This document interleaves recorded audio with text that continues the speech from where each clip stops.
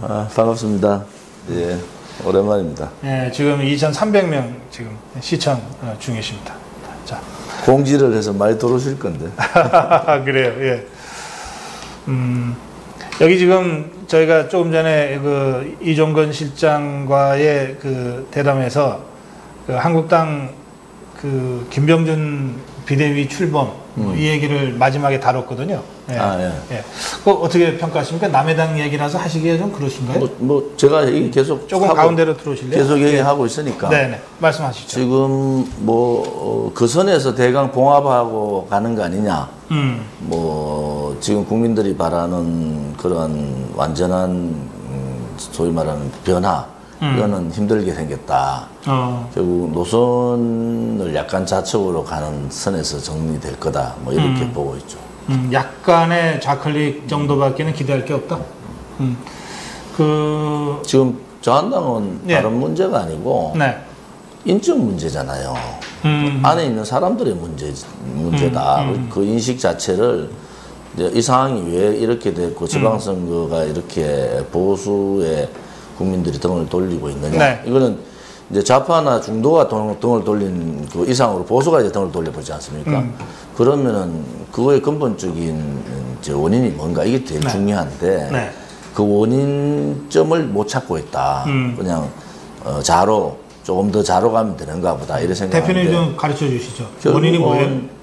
기본 인물들의 문제죠. 기본 인물. 아무튼 이 당을 깨고 나갔지 않습니까? 그 이제 소위 말해 그러고 또 복당을 했는데 또 복당한 사람들이 어제 보니까 상임위원장도 많이 맡았어요. 왜냐하면 그래요. 제가 그 전에 얘기했다시피 자기의 어떤 그런 부분에 상당히 매몰되어 있는 사람이 많다. 그럼 벗어나야 되는데 벗어난다는 게 뭡니까? 자기 내려놔야 되잖아요. 그래요. 예. 이제 국민들은 보기 싫은 거예요. 그러면 이 탄핵의 이 과정에서 과연 이 사람들 탄핵 소추를 올린 것이 맞느냐? 국민들 맞지 않다고 보는 거예요. 일반 뭐 좌파 뭐 그런 분들은 모르지만 보수 국민들은 지금 이제 10한 8개월 되는데 뭐 도대체 나온 게 뭐냐? 박근혜 대통령이 뭘 잘못해서 탄핵됐느냐? 이런 관점들이 이제 탄핵을 했는 사람들한테 도리어 묻는 거예요. 도대체 너네가 탄핵 소추를 통과시켰는데 소위 말하는 탄핵파들이잖아요. 도대체 그러면 지금 1년 8개월 지난 지금 시점에서 도대체 너가 탄핵했는 이유가 뭐냐. 하나라도 돼보라는 거 아니야. 하나도 될 수가 없잖아요. 대통령의 탄핵의 요건은 딱 정해져 있잖아요. 그런데 그 요건이 하나도 맞지 않는데 너가 탄핵시켰기 때문에 거기에 대한 책임은 져야 된다. 그런데 너가 소위 말하는 국민들 표현이고 뻔뻔하게 다시 돌아와가지고 상임위원장이나 맡고 그냥 인물한 사람들 세워가지고 대강 봉합하고 가자. 그리고 말 나오면은 뭐 아마 소위 친이 비박 뭐 이런 사람들은 죽을 때까지 아마 친박 얘기할 거예요. 내가 죽은 것도 친박 때문에 죽었다 이럴 거야. 다음 총선이 20한 1개월 남아 있잖아요. 총선 떨어지면 또 그럴 거예요. 공천 떨어져도 친박 때문에 떨어졌다. 총선 떨어져도 친박 때문에 떨어졌다. 그걸 뛰어넘어야 돼. 정치하는 사람은 그걸 뛰어넘어야 된다고요. 그걸 뛰어넘는 그런 용기가 좀 필요한데 지금 자유한국당 내에서 그런 용기를 가진 사람이 있느냐? 저는 거의 없다고 보는 거죠. 예. 저 대표님 제가 이거 마셨더니 고성국이 혼자서 음료수 마시라고 그러고 한 말씀 하셔가지고. 좋은 거 마시고 이거는 물 마시. 사실 물이 제일 좋은데. 예, 물이 제일 좋은 거예요. 이건 이제 이틀 된 겁니다. 네, 하여튼 지금 말씀하신 대로 이 탄핵의 강을 우리가 건너지 못하고 있어요. 자꾸 한 발짝 앞으로 내밀었다가 다시 두 발짝 뒤로 후퇴하고 있는 이런 형국이고, 그러다 보니까 뭐 보수우파 국민들이 뭐 죄진 거 있습니까? 맨날 이렇게 헛발질이나 하는 당을 언제까지나 기다려줘야 돼요. 그러니까 다들 이제 등 돌리는 건데 마침내 한국당 지지율이 정의당 지지율보다 못할 상황까지 와버렸어요. 지금 문제는 용기가 없다. 지금 첫째는 탄핵의 요건이 안 되는 죄 없는 대통령을 탄핵해버렸다. 그것도 보수가 앞장서서 김무성, 유승민 두 사람이 앞장서서 했다. 이게 첫 번째고. 그럼 이걸 되돌려야 되잖아요. 그러면 두 번째는 지금 더불어민주당이 지금까지 올 상황에서 네. 노무현 대통령부터 김대중 대통령도 마찬가지고 찢어졌다가 합쳤다가 뭐 여러 가지 과정을 겪었어요. 그래서 더불어민주당이 왔는데 이게 야당의 생태잖아요. 너무 잘 아시잖아요. 야당은 이 노선이 다르고 생각이 다르면 갈라지는 겁니다. 그렇지. 갈라졌다가 그 국회 안에서는 정책 연대를 해요. 노선은 다르지만 정책적인 부분은 크게 차이가 없기 때문에 정책 연대를 한다고. 그 다음에 그게 더 발전하면은 소위 말하는 연합 공천을 하는 거예요. 연합 공천. 네. 그러고 대통령 후보 상황이 되면은 단일 후보를 내든 뭐 이런 상황이 가요. 네. 이것이 이제 지금 자유한국당은 아직도 여당의 프리미엄을 못 벗어났다. 그러면 과감하게 이제 야당이다 이렇게 보는 거죠. 야당이면은 야당답게 좀 정치를 해야 되는데 야당다운 정치를 못 하고 있다. 이 더불어민주당이 지금 상황을 보면 뭐 더불어민주당이 잘한 것도 없지만은 그들은 지속적인 노선 투쟁을 하고 있고 그렇죠. 그 노선 투쟁에서 인물 투쟁도 했어요. 사실은 내세웠다가 없어지고 내세웠다 없어지고 이런 인물 투쟁까지 하다가 결국은 하나로 뭉쳤어요. 요 근래만 하더라도 뭐 안철수 문재인 투쟁을 했지 않습니까? 네. 그러다가 또 갈라졌어요. 그래요. 근데 결국은 이 노선 투쟁과 사람 투쟁, 인물 투쟁 이 두 가지를 가지고 우리가 해본 노선 투쟁은 정책까지 다 포함하는 겁니다. 과연 그렇게 할 수 있는 자한당의 능력이 되느냐? 그것을 심각하게 생각하고 있느냐? 저는 그렇지 않다고 보고 있어서 결국은 제 생각에는 싸워라. 더 싸워서 확실하게 선과 패를 갈라라. 어정쩡하게 하면 다음 총선 때 다 죽는다. 그러니까 그 박근혜 정부 때 그 친박에서 당권 그 서청원 후보 내고 비박 반박에서 김무성 후보 내고 해서 그 전당대회 했던 적 있잖아요. 그때 서청원 후보가 지금도 서청원 의원이 섭섭해하는 게 친박에서 안 밀어줬다 전폭적으로. 그래서 지금도 좀 섭섭해하고 있어요. 네. 어쨌든 그때 굉장히 치열하게 전당대회를 했는데 지금 우리 대표님 말씀하시는 그 노선 투쟁이 그때 있었습니까? 아니면은 치열은 했지만 노선 투쟁은 없었다고? 노선 투쟁이 없었죠. 노선 투쟁은 없었다. 그게 문제인 거예요. 그러니까 지금 제가 말씀드린 게 이 노선 투쟁을 해야 될 토양들이 돼 있느냐. 이 토양이 안 돼 있는 거예요. 거의 대부분이 이제 70% 이상이 초선 재선 그룹들이 거의 다 있는데 그 사람들의 그 내적 요소를 보면은 지금까지 성장해왔는 생활해왔는 그 관점을 보면 다 관료 출신들이 많고 어디에 매여가지고 있는 분들이 많아서 실질적인 우파의 노선 투쟁을 지금까지 뭐 어느 쪽에서도 한 적이 없죠. 가장 노선 투쟁을 많이 했던 분은 이승만 대통령, 박정희 대통령 때죠. 그래요. 가장 강력한 투쟁을 했는데 이제 이 노선의 문제가 불거져 버린 거 아닙니까? 지금은 이제 쉽게 말하면 체제 전쟁이다 이렇게 얘기를 하는데 저는 박정희 대통령과 김일성의 체제 싸움이다 이렇게 정의를 하고 있어요. 현 시점을. 그러면은 정당이 보수를 자칭하고 있는 정당은 이제 보수의 가치를 세우고 그 노선 투쟁의 싸움이 붙어야 된다. 그러면 그것이 이제 안에서는 노선 투쟁이죠. 바깥으로는 체제 전쟁이 되는 거예요.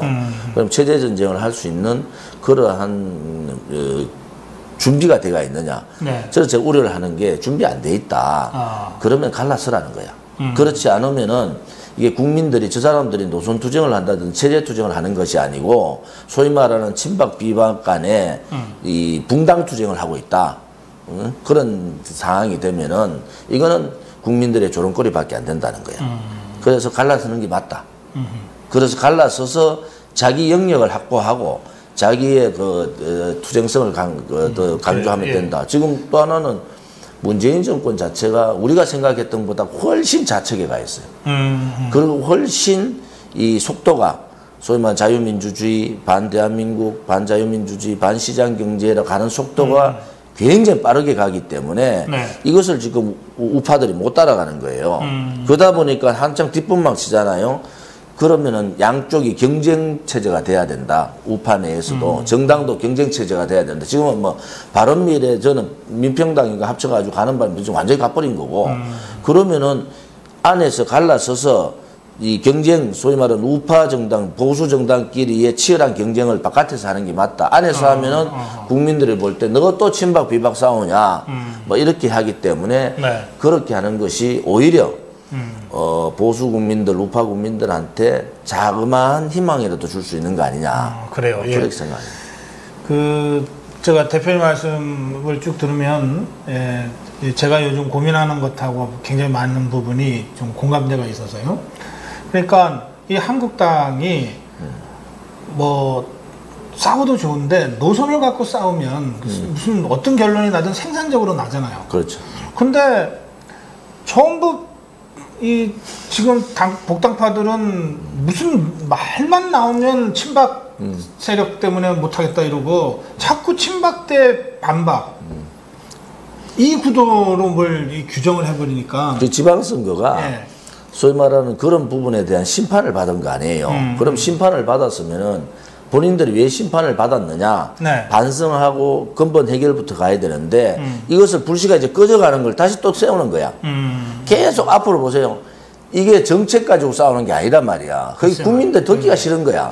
노선 투쟁도 아니고 체제 투쟁도 아니고 정책 투쟁도 아니고 그야말로 자기들의 이익을 위해서 내가 다음에 공천 이래 누가 비대위원장 되든 누가 당대표 되면 내가 공천 받을 수 있을까 없을까 이게 국민들이 너무 많이 알기 때문에 아 이제는 방법 없다. 그러니까. 너가 좀 이혼해라 이혼해서 나중에 다시 뭐 재개발하는 문제는 다음에 보더라도 이혼하는 것이 맞다 이런. 그러니까 이게 진짜 이게 친박 반박을 하는 순간 이건 유령하고 싸우는 거니까 지금 친박이 도대체 어디냐고요. 예? 친박이 있었으면은 뭐 목소리 좀 냈겠지. 근데 다 죽었잖아요. 그러니까 당내에서 뭐 김진태 의원이 노선 투쟁하자고 백날 주장을 해도 노선 투쟁이 안 이루어지는 거예요. 노선 투쟁 개념 자체를 모르는 사람들이 많은데 어떻게 됩니까? 그렇지. 노선 투쟁은 또 진짜 치열하게 공부 안 하면 또 할 수도 없는 거고. 자, 하여튼 그런 앉아서 예. 이제 우리 고성국 대표님 같이 저랑 앉아서 노선 체제 투쟁을 한번 얘기를 하면은 네. 2박 3일 동안 얘기할 수 있는 그럼요. 예. 준비가 돼야 되잖아요. 그런데 뭐 이 개념 자체가 없는데 어떻게 되느냐고. 그래서 제가 대표님 최근에 이런 얘기를 제가 고성국 TV에다가 합니다. 뭐냐면 한국당을 그동안은 어떻게든 좀 뜯어고쳐서 혁신해서 개조해서 창조적 해체를 해서 뭘 좀 해보려고 했는데 아무래도 이거 안 되는 것 같다. 그리고 거기에 쏟을 공이면 차라리 새로 만드는 게 훨씬 쉽겠다. 이렇게까지 제가 생각을 하게 됐습니다. 그래서 오히려 보수의 구심을 정치권 밖에서 새로 만드는 쪽으로 지금 고민을 지금 하게 됐습니다. 제가 이렇게 말씀드리거든요. 그러면서 제가 이렇게 얘기해요. 흔히 이제 정치권에서 인적 쇄신 얘기할 때 보면 뭐 음주운전은 안 돼, 뭐 무슨 개파 막말은 안 돼, 이렇게 뭐 안 돼를 쭉 쓰잖아요. 그러면 나머지는 여기만 안 걸리면 된다는 뜻이잖아. 그런 방식으로 하면 안 된다. 정확하게 보셨어요. 이제는 새로운 보수 핵심 가치에 몸을 던질 수 있는 사람, 그리고 그동안에 이 경제활동, 사회활동을 통해서 그 신망과 능력이 입증된 사람, 이런 식으로 몇 가지 되는 기준을 딱 정해놓고 이 기준에 들어가지 않는 사람은 다 안 되라고 해야 된다. 제가 기준을 지금 이 시점에서 소위 이 보수 우파 국민들을 대신할 수 있는, 네. 대변할 수 있는 그 기준이 뭐냐. 네. 이게 되게 중요하잖아요. 그렇죠. 아무튼 첫째는 이 대한민국의 정체성. 정체성. 그게 자유민주주의와 시장경제인데 이 정체성에 충실하냐. 이 자기가 냈는 예를 들어서 법안이라든지 여러 가지 내용을 봤을 때 이 정체성에 충실하냐. 이게 가장 중요하고. 두 번째는 지금은 왼쪽으로 많이 갔어요. 제가 말하는 좌파, 우리가 한 번도 경험하지 못한 좌파 독재다. 뭐 주사파, 좌파 독재, 이거 상황이, 독재라는 게 그렇잖아요. 권력지고, 돈지고, 언론방송 장악하고, 장기 집권 업무를 가지고 있으면 독재로 가는 그렇지. 겁니다. 그럼 이거는 좌파 독재로 간 거예요. 공견하게 장기 집권 얘기를 하잖아요. 그러면은 이 좌파 독재하고 싸울 수 있는 여러 가지 요건이 필요한데 그것은 첫째 투쟁력이 있어야 된다. 투쟁력. 도전은 용기가 있어야 되고 세 번째 청렴해야 됩니다. 청렴하지 않으면 한 방에 죽습니다. 그렇지. 이 청렴성. 그다음 네 번째는 애국심이 가장 있어야 되는데 이 네 가지를 가지고 있는 인품이 되느냐. 이것이 기준이 돼야 돼. 지금까지 살아온 과정은 그렇게 중요하지 않다. 그러면 지금 우파에 제가 바깥에 나와 보니까 굉장히 좋은 분들이 있는 거예요. 네, 네. 또 지금 이 정권에서 탄압을 받은 분들도 굉장히 좋은 분들이 많아요. 자기 목소리 내고 뭐 실례를 한 분 얘기하면 고영주 선생 같은 경우 뭐 자기 목소리 하잖아요. 아, 그럼요. 예. 그런 사람들이 모일 수 있어야 된다. 자, 그러면은 이 자한당이 자기 혁신을 하지 못하면은 바깥에서 혁신을 하게 만드는 방법은 뭐냐? 선거를 통해서 자한당을 죽이는 겁니다. 선거를 통해서. 그러면은 국민들이 볼 거예요. 지금 자한당에 제가 아까 처음에 말씀드린 대로 김병준 비대위원장이 갔다는 것은 노선만 조금 바꾸고 그냥 덮어서 가겠다는 건데 이건 안 된다. 그러면 바깥에서 제가 말하는 요건을 가지고 있는 이런 사람들이 충분히 있다고 보고요. 네. 지금까지 바깥에서 목소리를 냈지만 정치권의 벽 때문에 못 들어간 분들이 있어요. 젊은 사람들도 있고. 그렇죠. 예. 자, 이 사람들을 모으자. 자, 우리는 이런 사람들이 모여서 새로운 정당을 가지고 보수 정당의 개념을 가지고 가겠다. 그러면요. 다음 총선 전에 벌써 지지율에서 판결이 나는 거예요. 그래. 그게 예. 국회의원이 아니 마크롱이나 샌더스나 트럼프가 무슨 자기 지지하는 국회의원이 많아가지고 된 게 아니잖아요. 우리나라도 자, 우리가 우파 운동을 그렇게 가보자. 그러면은 저는 욕심이 없기 때문에 뛰어나온 사람 아니에요. 그러니까 그런 우파 운동의 중심이 서서 자한당이 도저히 변화 개혁이 안 되고 우파 국민들을 희롱하는 상황이 되었단 말이에요. 이제 막 보수란 얘기도 하기 힘들 정도의 상황이 갔으면은 스스로 변화 개혁하라고 기대했는데 안 됐다. 지방선거 끝났어도 지금 안 됐잖아요. 그러면 깨는 수밖에 없다. 그러니까 우리나라도 그걸 이제 방법 찾아야 된다. 이 민한당하고 민추협하고 해서 정말 한 달 반 만에 창당한 민추협이 국민의 선택과 지지를 받아서 그렇죠. 제1야당으로 다시 딱 섰던 경험이 있잖아요. 너무 잘하시네. 지금 보세요. 바깥에 이제 보수 괴멸 상태로 가잖아요. 소위 말하는 보수 괴멸, 내가 미국 기자하고 인터뷰 1시간 했는데 그때 그랬어요. 보수 괴멸이 보수가 괴멸되는 거 아니다. 친미주의자가 다 죽는 거다. 그러면 그 책임이 누가 있느냐? 첫째는 문재인 4.27 판문점선언, 그다음에 6.12 미국 트럼프하고 김정은. 이 문제가 어쩌면은 시그널을 어떻게 뒀냐. 김정은을 인정해 준 것도 있지만 이 좌파 독재 정권을 인정해 줘 버린 거 아니냐. 그러면 도대체 미국의 나라가 뭐냐. 보수 개멸되고 친미주의자들 다 죽고 나면은 그때 미국이 나서봐야 그거는 한반도 벌써 건너간 거다. 그래서 미국이나 지금 이제 두 가지 아닙니까? 한반도 내에서의 중국, 러시아 이 하고 김정은, 문재인 이 네 개의 시스템이 돌아가면서 미국을 고립화시키고 있고 또 하나는 국내에서는 소위 말하는 트럼프의 이런 잘못된 그 결정 때문에 보수 우파 괴멸이 속도가 엄청나게 빨라질 거예요. 그리고 친미주의자가 다 이제 목소리 못 낸다. 그 다음에 미국이 할 길이 없다는 걸 해봐요.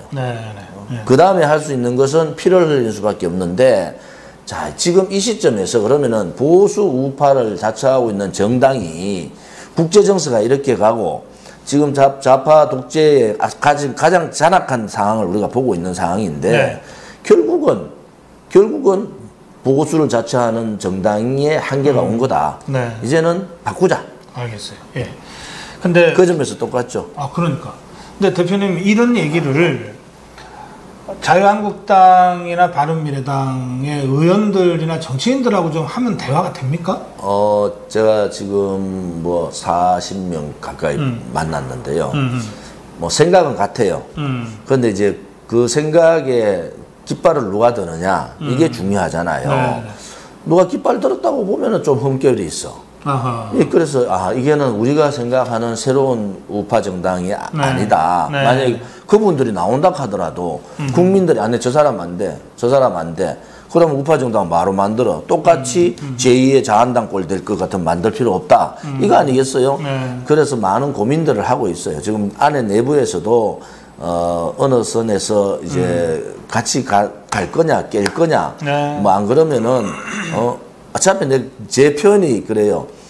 결국은 낭떠러지에 떨어져서 머리가 박혀봐야 안다. 너가 지금 떨어지면서도 이게 낭떠러지인 줄 모르고 있는데 낭떠러지에 떨어져가지고 머리 박혀보는 순간에 알면 늦었잖아요. 아니 6.13에 이 정도 대패하고도 몰라요? 그러니까 그게 위기는 아는데 대책 방안을 모르는 거야. 위기는 아는데 대책 방안이 뭐야? 자기 걸 다 내려놓으면 되잖아요. 제가 삼선이라고. 근데 난 그래 얘기했다. 삼선 의원 다 불출마 선언해라. 삼선 이상. 너가 자한당에 내가 한 명만 더 있었으면 우리 당에 그러면 저도 불출마 선언했을 거야. 이게 내가 그러면 좀 이상한 상황이 전개될 것 같은데. 원외 정당이 돼버리니까. 그 내가 얘기는 그런 상황으로 가면은 국민들이 고개 조금 돌리고 그때 비대위원장을 모셔가지고 그때 이 뭐 노선을 전환시키든 뭐 하는 게 좋겠다. 그 제가 엊그저께 지난주 토요일에요. 젊은 보수들 토론회를 우리가 하고 있거든요. 근데 그 저기 박근영 최고위원인가? 네. 하고 바른정당의 한근영 최고위원하고 바른정당의 당적을 갖고 있는 이선정이라는 여성 젊은 여성하고 그다음에 지금 당적이 없는 최승호라는 젊은 이 세 명이서 토론을 했어요. 당연히 다르지 생각이. 그런데 토론 과정에서 이게 보수의 핵심 가치를 중심으로 이렇게 수렴이 되더라고요. 한 번 만나서 더구나 카메라 앞에서 1시간 토론해갖고 뭘 의기투합까지 당연히 못하죠. 그런데 자주 해주세요, 자주. 자기들 이런 식의 토론은 처음이라는 거예요. 그래서 저는 그 고성 TV부터 젊은 보수들부터 토론을 시작해야 되겠다. 예? 정치인들은 서로 빤히 무슨 얘기인지 다 알면서도 자신의 이익을 두드리다 보면 할 말 못하지. 그렇죠. 예? 그러니까 그런 젊은 보수들에서부터 먼저 함께하는 이 목소리를 좀 내야 되겠다. 제가 하여튼 저희들 그렇게 하겠습니다. 좀 계속 관심 가져주시고요. 그다음에 여기 뭐 워낙 그 문자들도 많고 우리 조원진 대표 지지를 표하시는 분들이 많아서 제가 일일이 추천 못 드리겠고요.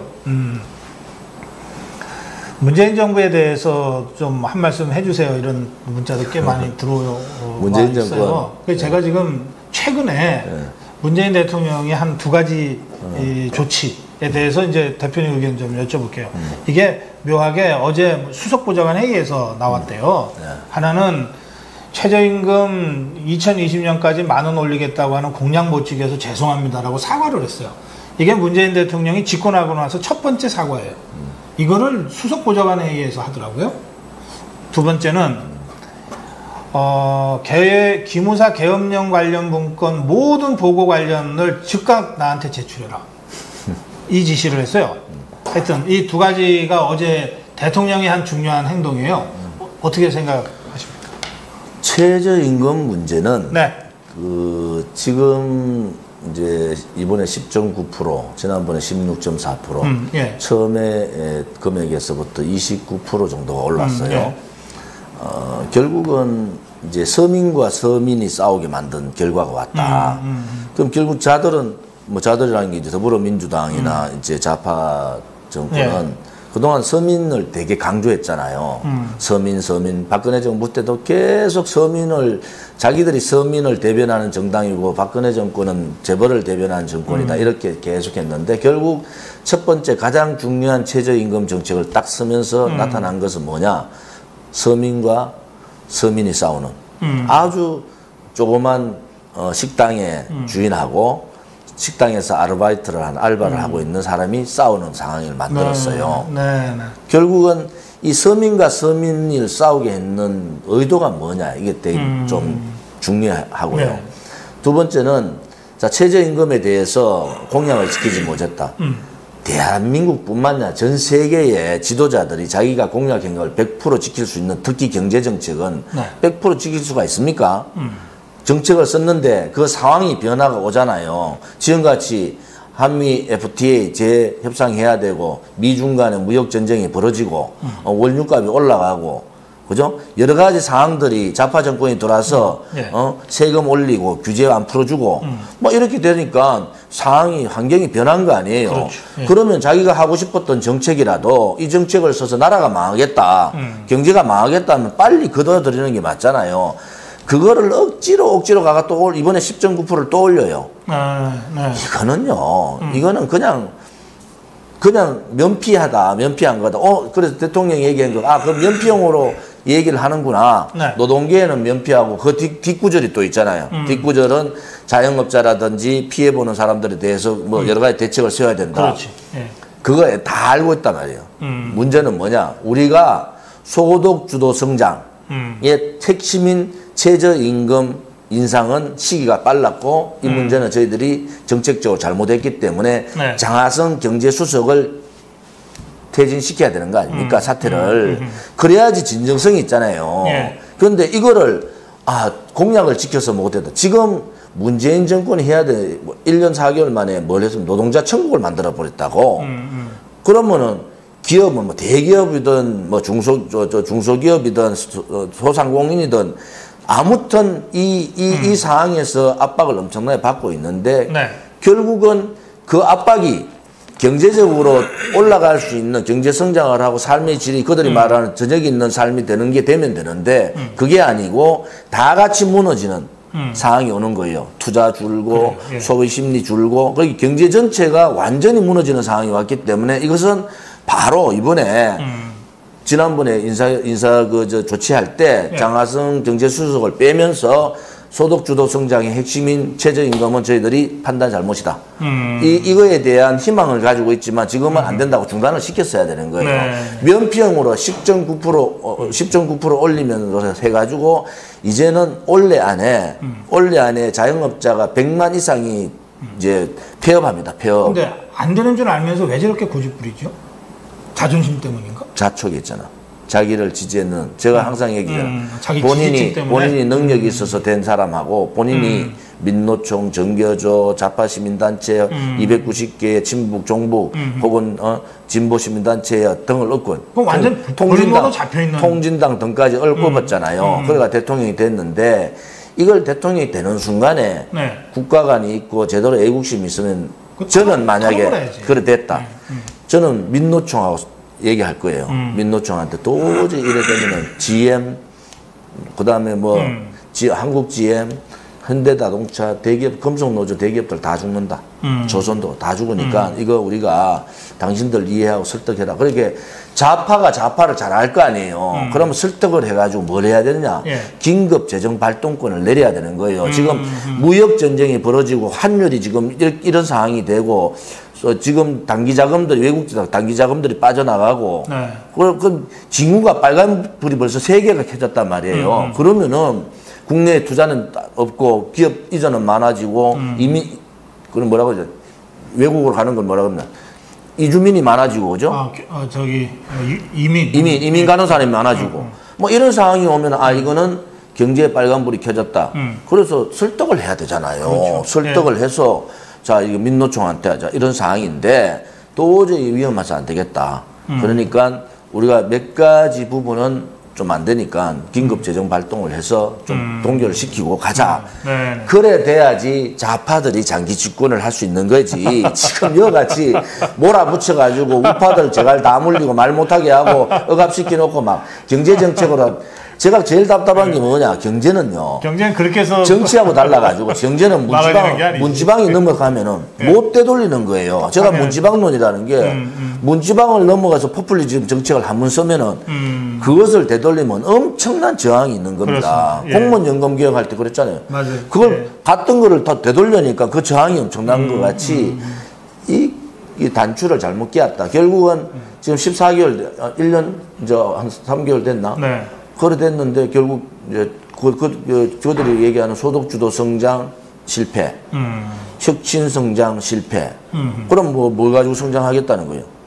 빨리 전환해야지. 우리가 이 상황에서 우리가 이 소위 말하는 경제 이론에도 없는 좌파학자들의 이론을 가지고 해봤더니 안 되더라. 근데 거기서 이 사람들이 지금 뭐라고 그러느냐면 이명박 박근혜 정권이 국간에 돈만 모아놓고 제때 못 써서 문제다 이러고 있잖아요. 그러니까 저는 그쪽에 정책의장이나 누구든지 간에 저하고 토론을 하면 했으면 좋겠어요. 이게 그냥 다 풀어놓고 자, 경제정책 하나만 가지고 얘기하자. 그럼 박근혜 정부의 경제정책, 지금 문재인 정권의 경제정책을 놔놓고 하나하나 한번 해보자. 원전, 또 다음 최저임금, 근로시간 52시간 단축, 성과급 폐지, 전체의 중요한 10가지를 놓고 그쪽에 최고의 경제 전문가 나와라. 한번 토론해보자. 그래, 한 붙어봐야 돼요. 글쎄 말이에요. 그래야지 그 사람들이 도대체 국민들이 뭘 생각하는지를 알 거 아니에요. 근데 대표님, 그런 거 있잖아요. 이명박 박근혜 정권 때는 그런 걸 뭐 KBS나 MBC가 무슨 심야 토론, 100분 토론에서도 그런 거 비슷하게는 해줬거든. 했지. 요새는 왜 그런 게 없죠? 그리고 소득, 지금 최저임금이 대통령이 사과하는 상황이 되면은 최저임금에 대한 무제한 토론을 한 붙어야 되잖아요. 그러면 최재성 소상공인인 대표 나와라. 그다음에 최승재 노동자 대표 나와라. 예. 그다음에 여기에 대해서 예를 들어 조은진이가 관심이 조은진이도 나오고 그러니까 그런 거 나와라 해서 언론에서 계속해서 토론을 붙어 보면은 왜 본인들이 최선이라고 보는 거예요. 본인들의 반대하는 부분은 다 악으로 보기 때문에 악과의 대화를 안 하는 겁니다. 토론 대상이 아니다. 토론 대상이 아니다 보는 거예요. 우리가 다 결론 내렸고 우리가 다 가는 길로 갈 테니까 너가 국정농단하고 뭐 이렇게 붙여가지고 너가 국정농단 적폐 세력들이 어디 감히 TV에 나와서 토론하냐 이상해요. 그러니까 그런 생각이야. 그러니까 담론 구조가 지금 자꾸 없어지는 거예요. 그렇게 안 해도 언론 방송이 장악돼가 있는데 그래 안 해도 자기들 하고 싶은 대로 다 언론 방송 내주는데 왜 굳이 이 자기들이 잘못한 걸 드러내 가지고 언론 방송에서 토론을 붙입니까? 근데 국민한테 사과를 해야 돼. 고성국 대표 같은 고성국 이 TV가 그래서 중요한 거예요. 사실. 이게 길이 없다니까 진짜로. 글쎄 말이에요. 예. 아니 근데 제가 오늘 제가 그 얘기 했어요. 다 뭐 좋다 뭐. 근데 왜 사과를 수석 보좌관들 모아놓고 하냐. 자기가 공약 못 지킨 게 잘못됐다고 사과하는 거면 공약 약속은 A4 용지 들고 또 나와서 해야 되니까 부끄러운 거지. 아 그런가? 아니 박근혜 정권 때 그런 식의 박근혜 대통령 보좌관들 앞에서 뭔가 하는 거를 유체이탈화법이라고 하면서 얼마나 비난했냐. 올해 안에 100만 자영업자가 물러납니다. 폐업을 해요. 네. 자 그러면은 100만 자영업자가 폐업하면요 4분의 1이 폐업하는 거예요. 이게 나라가 망한 거잖아요. 그런데 수석보좌관 불러놔놓고 별로 제3자 합법이 그거 아닙니까? 그렇지. 노동계에 대해서 내가 공약을 못 지켜서 죄송합니다. 그러놓고는 여기에 대해서는 대책을 세워달라. 이거 완전히 제3자 결정권이 대통령이 가지고 있는데 왜 제3자 합법을 쓰냐고. 네. 하여튼 그 점에서는 점점 상황이 심각해져 갈 거다. 그 기무사 문구는 어떻게 보세요? 기무사 전부 나한테 갖고 오라고 국회의원들은 다 알아요. 기무사 이 내용의 위수령 부분을 쭉 보면 뭐라고 나왔느냐. 네. 지금 촛불 집회 부분하고 태극기 집회를 분리해놨어요. 거기 이제 1,400만 뭐 얼마 돼 1,200만 얼마 1,500만 뭐 1,200만 열리는 일어났다고. 여기는 뭐 18회하고 여기는 14회하고 여기는 따지고 보면은 이거를 동일 숫자로 따지면 태극기 집회가 많다는 결론이 나와요. 그런데 이제 그 당시 언론 방송도 잘못된 게 나온 거 아닙니까? 기무사의 판단을 보면 여기는 1,400 얼마고 여기는 1,200 얼마인데 여기는 18회고 여기는 14회야. 이걸 균형적으로 맞춰보니까 태극기 집회 인원이 많은 거야. 첫째 하나 그게 하나 이번에 밝혀졌는데 그 얘기는 또 아무도 안 해. 태극기 집회는 없는 거지. 그 당시 탄핵 당시 없듯이 얘기했는데 지금은 그 문건에 그래 나와 있어요. 두 번째는 이쪽은 문재인 씨가 직접 얘기했거든. 이거 안 되면은 퇴진 안 하면은 혁명이다. 이래 얘기했다고. 그래요. 이쪽은 일부에서 내란 조짐이 있다. 이래 나왔단 말이에요. 그 문구에 다 나와요. 여기에 대해서 어떠한 상황이든지 간에 북한의 지금 이 위급한 상황에서 대비를 해야 된다. 이게 문건이에요. 문건이고 그 다음에 여기에 필요성에 대해서는 과거의 여러 가지 계엄령이나 이런 부분에 대해서 국민들의 여러 가지 우려가 있기 때문에 굉장히 신중하게 법적 절차를 밟아서 해야 된다는 문안이 나와 있어요. 그렇죠. 자, 이 부분에 대해서 얘기를 별로 안 해. 그냥 무슨 딱 터뜨리니까 제가 요즘 언론 방송이 참 한심한 게 4월 27일 날 판문점 하니까 제가 그 무효다 이렇게 했잖아요. 이게 북핵 폐기 아니다. 이렇게 무효라고 했더니 그날부로 해가지고 이 사람들은 야 이제 종전 협정하고 평화 협정하고 통일 가는다 해가지고 막 한 보름 동안을 떠든 거야. 계속 보름 동안 떠들어요. 국민들이 야 이 통일 되는가 보다 이런 생각이 모든 언론 방송 그걸 떠드니까 한 개 빼놓고 야 그러니까 지금 이 문제도 마찬가지잖아요. 네. 이거는 모든 부분에 대해서 북한과 정보 정쟁을 하고 있는 기무사로 봐서는 국내의 문제에 굉장히 예민할 수밖에 없어요. 네. 그러면은 테러가 발생한다. 여러 가지 있을 수 있는 게 대해서 준비를 하고 그게 대비해야 된다. 그것도 뭐 이모 의원이 질문을 한 거 아니에요. 네. 거기에 대해서 만들어냈단 말이야. 그런데 이것이 갑자기 어떻게 둔갑인가? 이게 내란으로 이제 둔갑하는 거야. 그래. 예. 지금 그렇게 가고 쿠데타로 있어요. 예. 둔갑하는 거야. 그 핵심은 뭐냐? 결국은 국정원장 세 사람 집어넣으면서 국정원 무력화 장악해버렸잖아요. 자, 기무사, 군이, 아무튼 군이라는 것은 실존하고 있는 병력을 갖고 있는 지휘관들이 있고 병력이 있는 거예요. 자, 여기를 장악을 하는, 무력화하는 또 기무사를 해체하는 단계로 가고 있다. 속내는 다 보인단 말이에요. 속내는. 네. 속내는 다 보이는데 이것을 그냥 그런 식으로 해가지고 기무사가 대단한 문건을 숨기고 있는 것 같이 네. 문건 공개된 게 다예요. 그것은 무슨 문건을 더 갖다 줍니까? 아니 조사단을 구성했으면은 특별수사단을 수사단이 수사할 때까지 기다려봐야 되잖아요. 그럼 수사단을 왜 구성하냐고. 그러니까. 그럼 대통령이 수사단을 구성해놓고 야 자료 내한테 다 보내. 그럼 대통령이 수사하는 거예요 지금. 이거는요 월권도 이런 월권이 없는 거예요. 그것이 국정농단이라니까. 지금 수사단한테 너그 자료를 수사단을 구성해가 어제인가 그저께 임명장 줬잖아요. 네. 그런데 그 하자마자 야 자료 청와대로 다 가져와. 이게 무슨 소리예요 도대체? 그러니까. 그럼 청와대의 지침에 따라서 수사단은 그냥 그 지침에 따라서 하는 겁니까? 이렇게 생각하는 게 도대체 맞느냐는 거야. 이렇게 생각이 맞느냐는. 그런데 그 부분에 대해서 비판을 아무도 안 해요.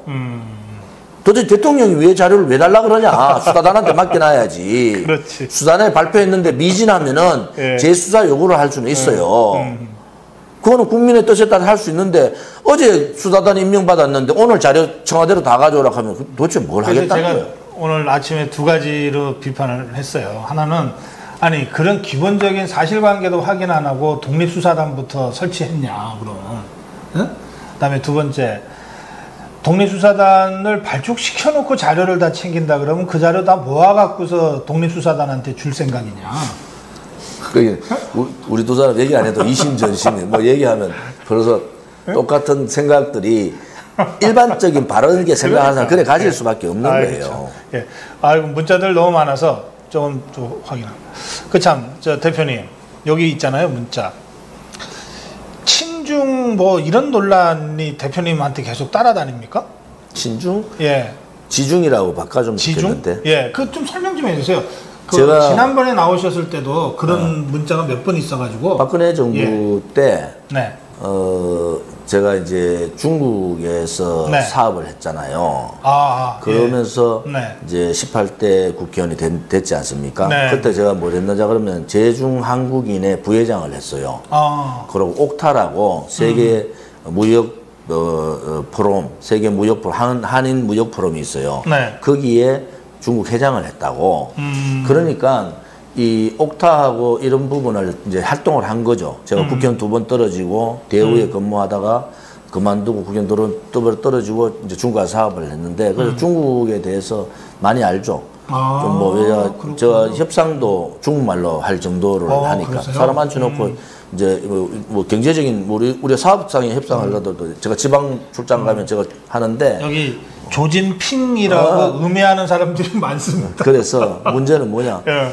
시진핑 주석을 시진핑을 제가 아마 정치인 중에 제일 많이 만났을 가능성이 있어요. 그래요? 6분. 예. 공식적으로 만나는 건데 네, 박근혜 네, 대통령 정부 때 박근혜 대통령이 중국 문제만 있으면 저를 불렀어요. 중국에 뭐 대단히 고위직에 오면은 저를 불러서 네. 같이 배석을 시켰다고. 왜냐 박 대통령이 중국에 대해서는 조은진 의원이 많이 아니까. 네. 그래서 예를 들어 특사 갈 때도 제가 갔고, 네. 그다음에 박근혜 대통령 한중 그 정상회담 할 때도 제가 모시고 네. 갔고, 그때 특별 수행으로 갔잖아요. 네. 그런 걸 포함해서 한 6번 정도의 의원 교류할 때도 갔고 이래서 뭐 만났는데 네. 뭐 지중이 맞죠. 그다음에 문제는 지금은 대한민국은요. 저는 그래 봐요. 정치인이 대한민국의 국익 네. 또 대한민국의 정체성을 만약 침탈한다. 그러면은 중국이 아니라 어떤 나라와도 싸워야 됩니다. 그렇지 않습니까? 그래서 지난번 중국에서 와서 우리 사드 문제 때문에 보복할 때 저 분명히 얘기했다고. 네. 이 사드 보복 중단해라. 엄청난 대한민국의 저항이 있다. 이렇게 하면은 한중 관계 문제가 엄청나게 심각해진다. 네. 이렇게 얘기했고, 저는 중국 사람들 만나면 당당합니다. 제가 시진핑 그래, 예. 주석하고 만났을 때 보시면은 네. 뭐 거의 고개 안 숙여요. 이 좌파들이 하는 행태하고 다르다고. 사실 이게 따지고 보면 이게 지금 지중이라고 말씀하시네. 지중파 굳이 따지면 중국을 잘 아는 사람이다. 제가 저보고 뭐 한중의원협회의 부회장이라서 뭐 자꾸 친중 얘기. 그럼 제가 요즘은 한일의원협회 이사하고 있거든. 그럼 내가 친일인가?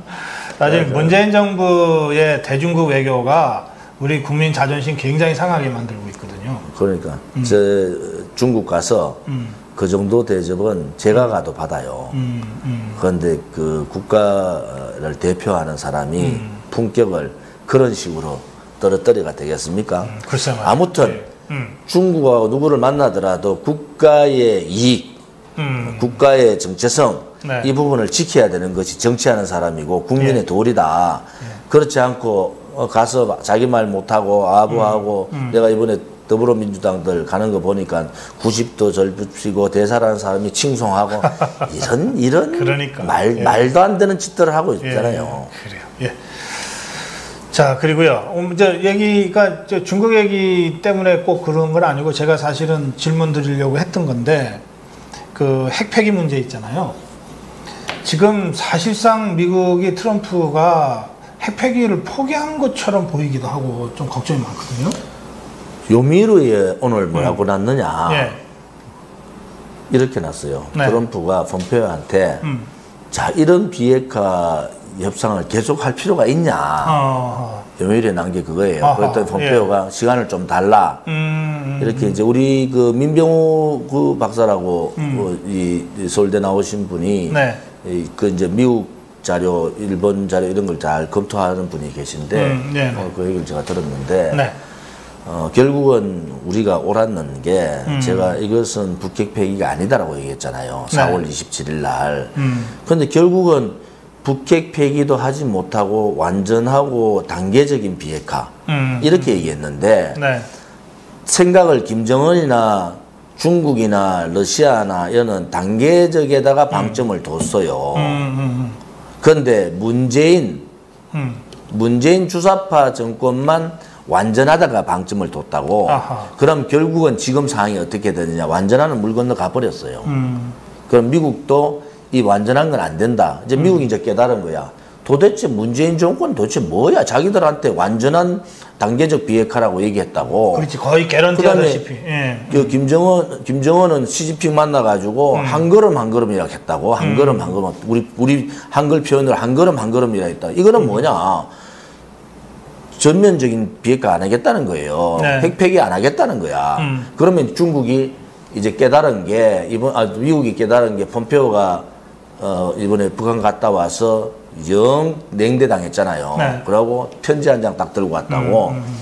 그러니까 폼페오 입장에서도 자기가 주장했던 것이 맞는데 트럼프라는 사람이 아무튼 문재인 얘기했던 안 그러면은 푸틴이 얘기했던 군사훈련 중단까지 시키는 상황이 왔다고.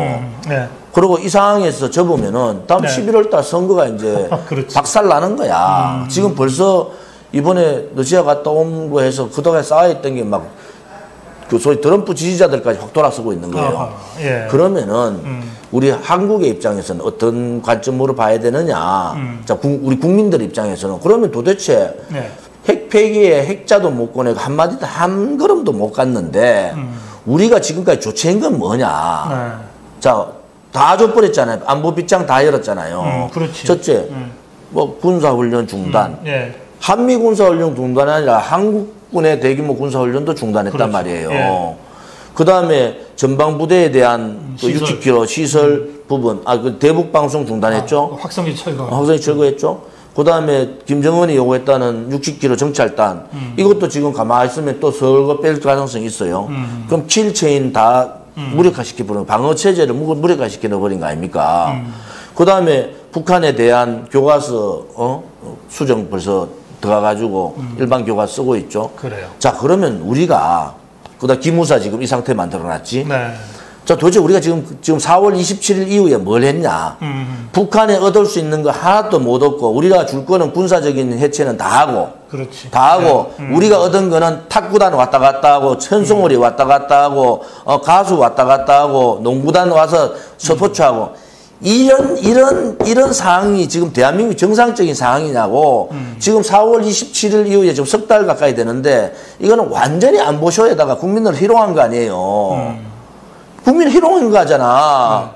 그러면 결국은 여기서 미국이나 일본은 벌써 핵폐기 끝났다 이래 가는 거야. 단계적도 아니고 완전하는 고사하고 단계적도 끝났다 보는 거예요. 예. 자, 그러면은 결국은 북한 김정은한테 죽음의 그림자를 받는 김정은을 살려주었어. 그거다가 안보 빗장까지 다 열어주고. 대한민국의 국민들이 안보에 대한 굉장히 두려움이 많았잖아요. 그거 빗장 다 열어줬어. 자, 도대체 그럼 뭐 지금 이 주사파 문재인 정권의 행계 뭐냐는 거야.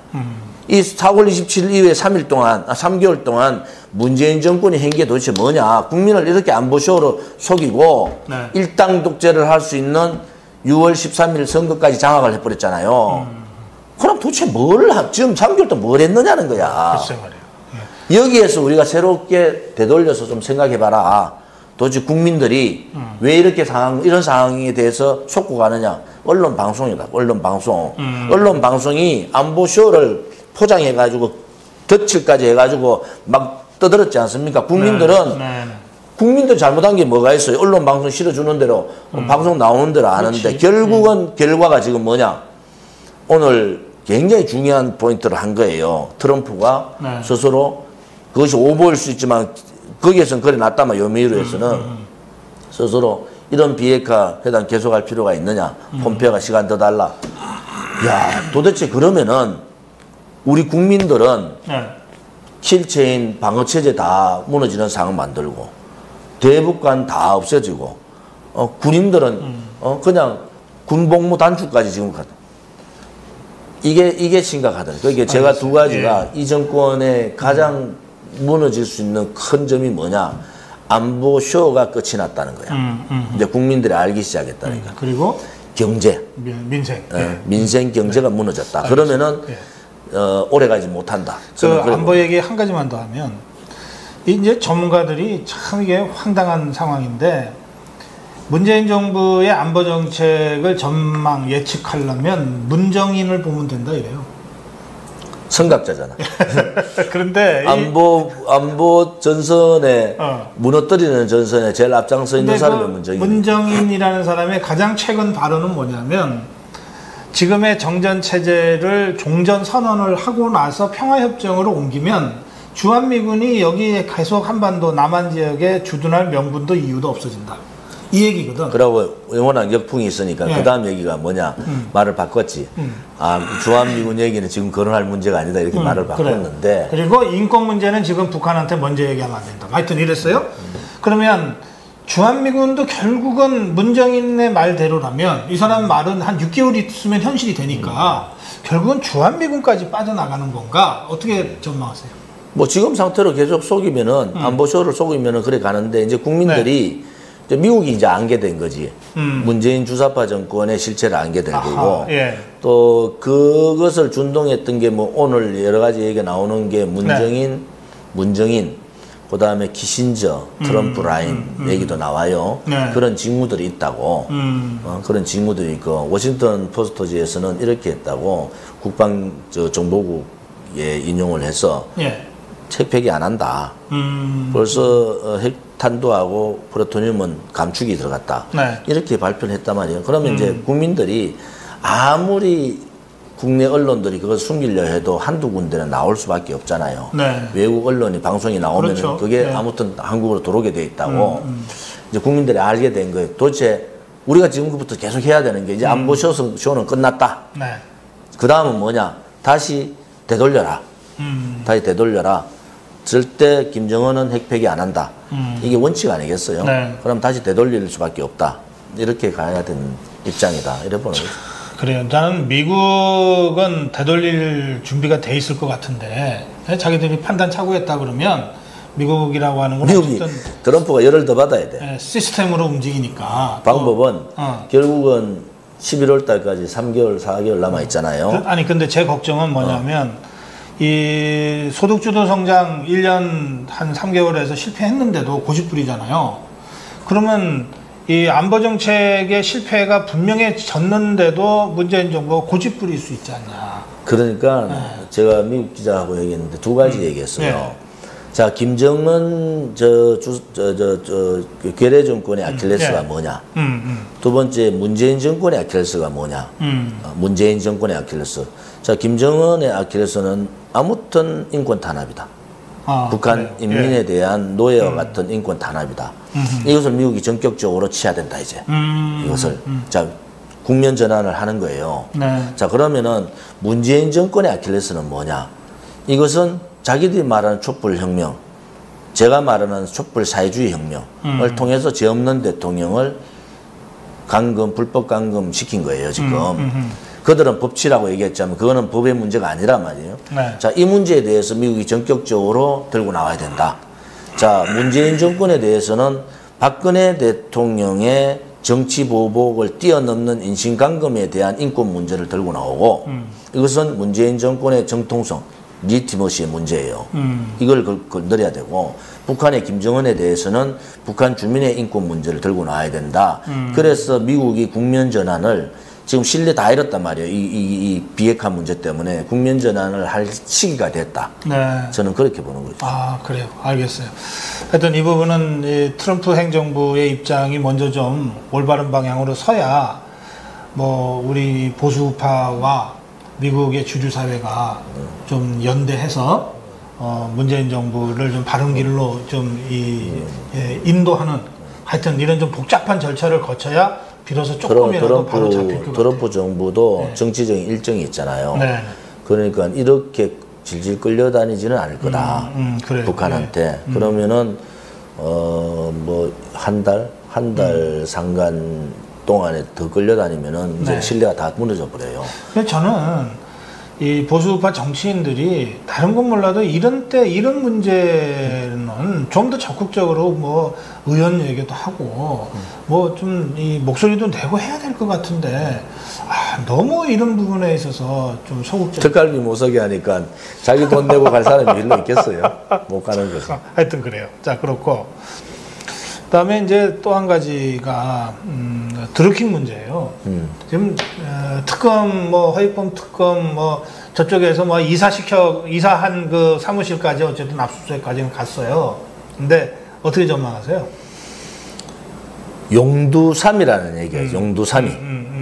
용두삼이라는 얘기인데 제가 볼 때는 사두절미다. 사두절미. 사두절미. 처음부터 뱀 대가리에 꼬리 끊는 작업이다. 이렇게 보는 거죠. 그것은 왜냐 그러면은 국민 여론을 얻지 못했다. 특검을 하는 거는 맞다고 보여요. 제가 특검 투표를 안 갔어요. 네. 왜 안 갔느냐? 특검 하고 국정조사 동시에 안 하면 안 된다. 그렇지. 왜? 이 무소불위의 권력, 또 자기들이 하고 싶은 권력이 있는데 특검이 뭘 어떻게 하겠냐.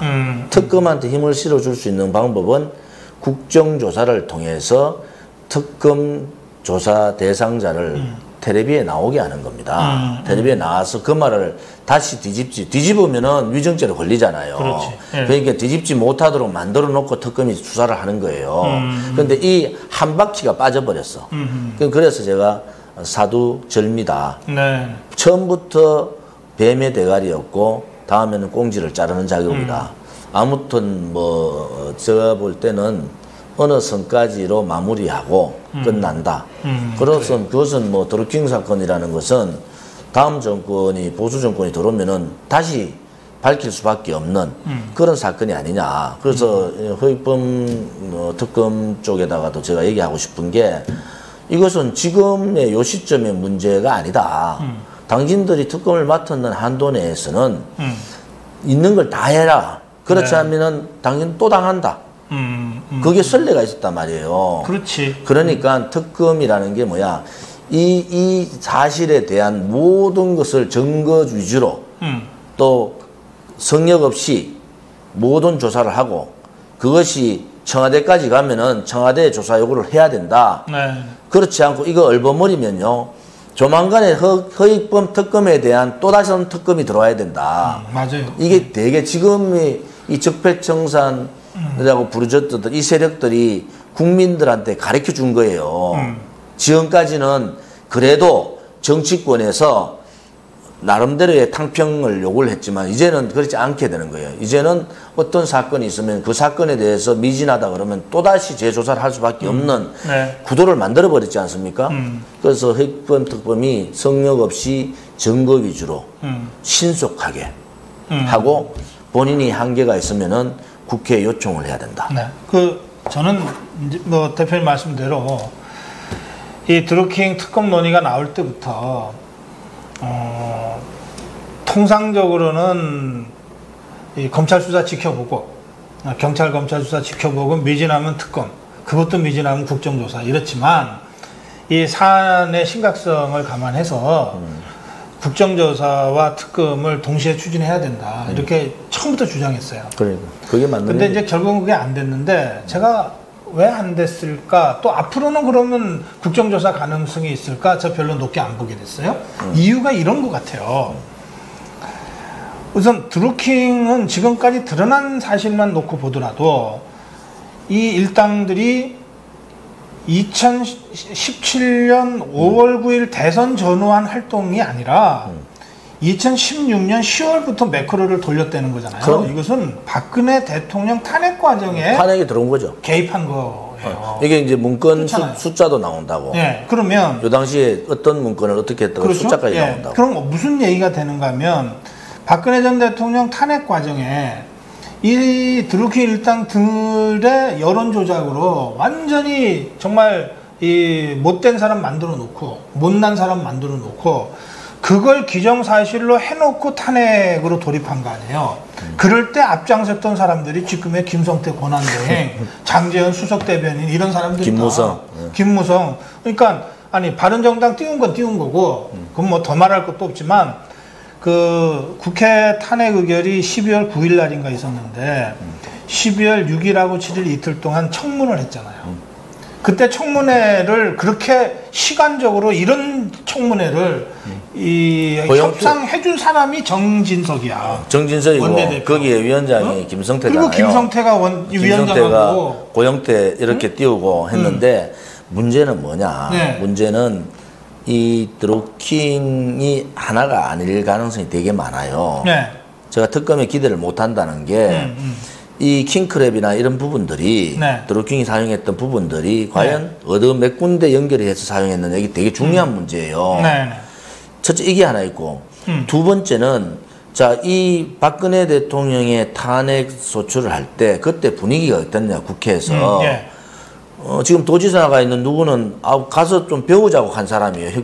촛불 집회 가서 그래서 지금 도지사 돼 있다고. 그런데 문제는 뭐냐 그런 그 소위 말하는 조작된 여론, 조작된 여론에 의해서 대통령을 탄핵시켰잖아요. 그러면은 제가 거짓, 선동, 조작, 뒤에 업무, 기획까지 들어갔어요. 이 5가지가 다 있었던 것이 박근혜 대통령에 대한 탄핵이다. 그래서 박 대통령께서도 그렇게 얘기했잖아요. 거짓이 산을 이루는 거 있는 것 같다. 그래서 제가 얘기하는 거짓, 선동, 조작, 업무, 기획의 한 파트가 이 한 파트, 소위 말하는 거짓 조작의 한 파트만 밝혀진 거다. 그러면 이게 특검이 제대로 가려는 것은 자 그러면은 이 킹크랩이 어디에 어떻게 요 드루킹 외에 누가 어떻게 섰는가까지 나와야 돼요. 그러면은 그 당시에 야당 의원들을 광범위하게 탄핵 당시에 광범위하게 접촉했단 말이에요. 그러면 이 사람이 아무 의미 없이 접촉했느냐? 그렇지 않아요. 노, 김, 또 다른 누구 막 광범위하게 접촉을 했고 국회를 지지날듯이 왔다 갔다 한 거예요. 자 그러면 이 탄핵이 도대체 뭐에 일어났느냐? 거짓에 의해서 선동됐다는 거 아니에요. 그렇지. 그러면 거짓은 여론 조작을 통해서 거짓을 선동하고 그다음에 그것을 받아가지고 언론 방송이 선동 조작하고 JTBC가 국민들을 태블릿 PC 딱 하나 갖다 놔놓고 공갈 협박한 거 아니에요. 자 그러면 근본적으로 한계가 있는 게 이 특검이 지금 이 정권에서 이 특검이 이런 식으로 할 수 있겠느냐는 거야. 그게 핵심인데 그러면은 정통성이 없다는 것을 공원천하에 알리는 건데 그것이 절미 이렇게 꼬리를 안 자르고 갈 수 있느냐는 그러니까. 거지. 네, 그래서 국정조사도 나는 잘 안 될 것 같다. 지금 당권을 부르는 사람들이 갖고 있으니까. 국정조사 하면요 자한당의 그 탄핵 주도했던 사람들, 미래당의 탄핵 주도했던 사람 있잖아요. 바른미래당 그 사람들 이제 끝나는 거잖아. 그러니까 적당한 선에서 국정조사 얘기 안 하고 제가 그래서 안 된다고 그렇게 얘기한 이유가 국정조사 없는 특검은 의미가 없다. 그때 몰고 갈 때 국정조사하고 특검을 같이 받아라. 그렇죠. 그래 가야 되지. 지금 와가지고 뒷북쳐봐야 의미가 없다니까요. 그래요. 그 점에서 이제 국정조사는 현실적으로 그 키를 갖고 있는 이 한국당의 지도부가 이거는 자기 스스로 고백하고 시작하지 않으면 안 되는 일이고. 그 관점에서 제가 처음으로 오늘 토론을 간담회 처음으로 돌아가 보면 제가 얘기했잖아요. 자, 우리가 자기 반성을 해야 된다. 그럼 그 자기 반성이 뭐냐? 자, 보수 우파가 이제 무너지는데 근본 해결책을 못 찾고 있다 그러잖아요. 근본 해결책이 지금 나온 거예요. 방금 말해서 근본 해결책이 뭐야? 탄핵이 거짓이다. 우리가 잘못했다. 석고대죄하고 우리는 정치판을 떠나겠다. 이게 근본 해결책이에요.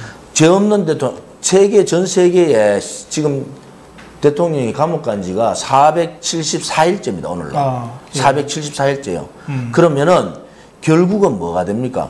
거짓 탄핵 아니에요. 죄 없는 대통령 감옥 보냈는데 주동했던 사람들은 이제 석고대죄 해라. 결국은 그게 두렵기 때문에 국정조사를 못 하는 겁니다. 그러면 일반 우리 우파 국민들 왜 조은진이는 왜 특검하는데 왜 탄성 안 하고 안 하냐? 저는 벌써 정치판을 알잖아요. 안에 내용들 알잖아요. 이거 국정조사 지금 이 판에서 국정조사 없는 특검 의미가 없다. 특검에 어떤 용난 특검이 나와도 이 어렵다. 그렇죠. 아마 국회의원 1명, 2명 뭐 이 정도 2명도 한 1명 정도 이렇게 대강 정리하고 끝날 가능성이 높다. 저는 그래 보는 거예요. 알겠습니다. 그 제가 며칠 전에 이제 서울역 집회 현장에서 잠깐 뵀어요. 어디 지방 가시죠? 예, 저는 그 지방 출장 가는 길이었는데 그 매주 토요일 날 계속 그 대한애국당이 중심이 된 태극기 집회를 서울역 쪽에서 하고 계시잖아요. 그리고 대한문 앞이나 다른 데는 또 다른 단체가 하는 태극기 집회가 매주 토요일 날 비슷한 시간대죠. 시간대가. 그 시간이 갔죠. 2시. 이렇게 좀 계속 열리고 있습니다. 그 언제까지 하실 거예요? 박근혜 대통령의 거짓 탄핵 진실이 밝혀지는 날까지. 그것은 박근혜 대통령이 무너지니까 대한민국의 자유민주주의 시장경제가 무너지더라. 그래서 그날까지는 갈 거다. 그리고 그것이 그렇게 멀지 않았다는 생각이 자꾸 들어요. 아, 그래요? 왜냐하면 좌파들의 바닥이 너무 빨리 보인다. 그래서 많이 힘들고 지치더라도 어떤 태극기 집회에 가는 분들이라도 태기를 놓지 마시고 끝까지 투쟁해야 된다. 저는 그렇게 보고 있습니다. 그런데 그럼에도 불구하고 그 박근혜 대통령이 그 사법적으로 무죄가 나올 가능성은 거의 없다고 봐야 되지 않습니까? 그리고 그러면 결국은 뭐 한간에서는 결국은 보수 정권이 다시 정권 잡아서 그 잘못된 진실, 실체적 진실을 다시 밝히고 그리고 그 과정에서 대통령 사면권을 통해서 사면 복권되고 명예 회복하는 이 수밖에 없지 않냐. 이제 그렇게들 본단 말이에요. 대표님도 그렇게 생각하시는 건가요? 뭐 아까 네. 그 방법은 정치적인 어떤 방법은 이제 자한당이 한계가 오면 방법 없다. 예. 새롭게 만들어서 바깥에서 국민의 지지를 받아서 가는 수밖에 없다. 이런 생각이 이제 방법론은 나왔는데 대내외적인 여건들이 국민의 저항이 굉장히 많이 나올 가능성이 있다. 그것은 그냥 법적인 문제, 정치적인 뭐 선거를 통한 방법도 있지만은 이 주사파 정권이 저질러 놓은 일이 너무 많아요. 거기에 피해 보는 대상이 너무 많고 저는 아마 총선 전에는 50% 밑으로 한 35%, 40% 선까지 떨어질 거다. 이 문재인 지지율이 뭐 그래 보는 사람이고 결국은 본물 터지듯이 않지만은 조금씩 터지고 있다. 지금 최저임금 문제 때문에 경제가 이렇게 되고 52시간 단축하는 순간에 앞으로 대한민국 경제는 좌파 정권 내에서는 일어나기 힘들다. 그것이 실질적인 지표로 나옵니다. 지표로 나오게 돼 있으면은 거기에 따르는 먹고 사는 문제잖아요. 이 문제의 저항이라는 것은 막을 수가 없어요. 정치적인 저항은 정치적으로 일도하면 되는데 이 먹고 사는 문제의 저항은 막을 수가 없는 겁니다. 저는 그렇게 보고 있고 또 좌파들이 왜 저렇게 급할까라는 생각도 갖고 있어요. 그것은 이번에 일당 독재의 지방선거 일당 독재 상을 만들듯이 일당 국회를 만들 작업을 할 거다. 그래서 자기들이 가고자 하는 헌법 개정을 가면은 이거는 장기 집권 업무가 아니고 장기 집권의 헌법에 의한 장기 집권이 가는 거예요. 자, 자기들은 그렇게 노리고 있는 거예요. 합법적 장기 집권. 자, 그래서 정치적으로 할 수 있는 건 해보자. 자한당한테도 계속 경고를 주는 거예요. 그러니까 사실은 이번 6.13 선거처럼만 나오면 200석 더 하죠. 200 더 하죠. 220석 나온다 하는데. 그러면 바로 개헌 가죠. 개헌 바로 가면은 사회주의 개헌이 가는 거예요. 그런데 우리를 바깥에서 이렇게 올바른 소리하고 터키 들고 자한당을 얘기하고 문재인 정권 퇴진을 얘기하고 막 계속 하잖아요. 이런 불씨들이 살아야 된다. 그래야지 이 불씨가 불같이 일어나서 천만이 모이는 겁니다. 그래서 우리 대한애국당은 100만 다건 작업이 들어갔고 최소한도로 50만 명의 터키 집회 인원이 모이도록 지금 전국에서 서명대 작업을 하고 있단 말이에요. 그러면은 저는 다른 지역, 다른 뭐 대한문이나 뭐 어디든 태극기 집회하는 분들의 이 순수한 애국심만 보자. 바깥에 뭐 복잡한 거 많아요. 그런 거 볼 필요도 없어요. 내용을 잘 모르기 때문에 그렇다. 예를 들어서 그런 순수한만 보면은 언젠가는 뭉친다. 언젠가는 뭉치고 또 언젠가는 이 바깥의 새로운 정치 세력의 상당한 지원 세력이 될 수 있다. 저는 그렇게 보는 거죠. 알겠습니다. 저는 사실은 2020년 4월 총선, 이제 21개월 남은 이 4월 총선은 다시 보수파가 다수파가 될 거다라고 제가 예측합니다. 하는데 그 이유는 지금 우리 대표님 말씀하신 대로 안보와 경제 이 두 축에서 그 누수가 이미 시작됐어요. 이건 어떻게 막을 수 없는 막을 수가 없죠. 거기에다가 이제 우리 국회의원들은 알 거예요. 또 이게 정부 기관에 있는 사람들은 야 정권 바뀌고 1년밖에 안 됐는데 이렇게 세상이 험악해졌나. 근데 일반 서민들은 사실은 잘 모르잖아요. 그냥 뭐 신문을 보고 방송을 봐도 적폐청산에서 누가 됐다더라, 뭐 감옥 갔다더라, 뭐 차관 지냈던 사람들이니까 자기 얘기가 아니에요. 근데 제가 6.13 선거 끝나고 나서 한 달, 지금 제가 전국을 이렇게 다녀보면요. 이제 정말 피부로 느끼는 자기 일이 된 거죠. 자기 일이 되는 거야. 지역에서. 그래서 거기서 오는 후폭풍이 굉장히 심하다. 그런데 그 더불어민주당은 사실은 영남 지역 같으면은 언제 부산에서 울산에서 시의회 다수파가 된 적이 있습니까? 이거 또 앞으로 된다는 보장도 없어요. 그러니까 자기들 이때 뭔가를 해야 되는 거야. 굉장히 급해요. 그래서 생기는 정말 웃지 못할 이 해프닝들이 많습니다. 그런 것들이 나는 국민들한테 어쨌든 이게 세상이 바뀐다면 이렇게 되겠구나 라고 하는 그 교훈을 계속 주고 있다고 생각해요. 그래서 저는 이제 제가 사실은 바깥에 탈당하고 나올 때 제가 정명 그 당시 총장이 저보고 묻더라고. 혹시 바깥에 그 보수 인사들 중에 아는 사람 있냐고. 그 내가 한 명도 없어요.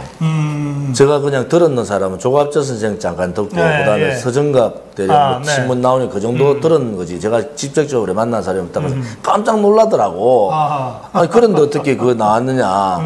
요즘 생각하면은 뭐 무슨 말을 하셨는지 제가 알겠어요. 알겠는데 이제 내려놔야 됩니다. 내려놓고 준비해야 됩니다. 준비. 보수 우파의 이 소위 말하는 혁명의 준비를 해야 된다. 우리가 혁명이라는 건 총칼 들고 하는 혁명이 아닙니다. 여건이 갖춰 점점 가고 있다. 그러면은 바깥에 지금까지 정치적인 벽에 의해서 관성에 의해서 돌아갔던 정치판을 깨야 됩니다. 그렇지. 이제 국회의원 112명 저는 의미가 없다고 봐요. 오히려 그 국회의원보다도 바깥에 있는 올바른 생각을 가지고 있는 10명이 더 중요하다. 그래서 조금 이렇게 서로 간에 문제가 있더라도 이거는 덮을 건 덮어주고 이제 대비해야 된다. 준비하자. 그리고 새로운 정당을 만드는데 두려울 거 없어요.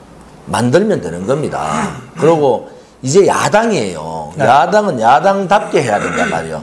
거리 투쟁도 하고 목소리도 내고 저항할 건 저항하고 이렇게 야당다운 모습을 보여야지 되지. 이쪽은 벌써 왼쪽으로 완전히 가 있는데 다음 선거에 중도 보수 없습니다 이거. 그런데 지금 자한당은 또다시 크릭을 자로 가겠다는 거야. 이거는 완전히 방향을 잘못 가고 있는 거예요. 이 판을 잘못 보고 있는 거예요. 그러면은 이 소위 말하는 주사파 좌파 정권하고 싸울 수 있는 건 뭐냐. 75% 정도의 이 우파 정권이 필요하다. 75%면 100으로 봤을 때 지금 야는 한 90 가 있단 말이에요. 자로. 우리는 우측에서 한 75 정도에 있어야 되는데 지금 자한당은 지금도 70 이하인데 이걸 더 땡기가 50까지 가면 일단 끝나는 거예요. 이제 보수 우파 정당이라는. 그래서 저는 그것을 제대로 바꾸자. 알겠습니다. 그런 입장을 갖고 있는 거죠. 예, 이 1시간이 훌쩍 넘어서 아주 뜨겁게 여러분들 같이 시청하시면서 조은진 대한애국당 대표. 와, 이게 말씀. 지금 현 시청률. 같이 들었습니다. 가끔 나오셔야 되겠습니다. 4천이 다 돼가요? 그러니까. 다음에 나오셔서 4천 한번 기록하시죠. 그러시죠. 짧게 인사 말씀, 마무리 인사 말씀입니다. 아무튼, 거짓 선동 조작 기획된 탄핵의 현실들이 드러납니다. 아무튼 고생스럽지만은 덕을 두고 있는 우리 우파 국민들께서 지치지 마시고 진실과 정의의 투쟁을 해 주십시오. 또 하나는 제가 이 고성국 TV 지금 몇 번째 나오는데요. 언론 방송이 거의 기레기 수준으로 돼버렸습니다. 이제는 이런 부분들을 전달할 수 있는 매체를 우리가 만들고 크게 세워야 됩니다. 그런 의미에서 많은 분들이 유튜브나 이런 대담 토론 부분들을 시청을 해서 많은 분들이 가입을 하시면 좋겠다. 그것이 대국민 홍보고 대국민 계몽이 되는 거다. 이렇게 보고 있습니다. 고맙습니다. 대한애국당 조은진 대표와의 대담이었습니다. 아주 뜨겁게 성원해 주시고 같이 참여해 주신 시청자 여러분께 감사드립니다. 저는 내일 아침 9시에 여러분 다시 뵙겠습니다. 고맙습니다.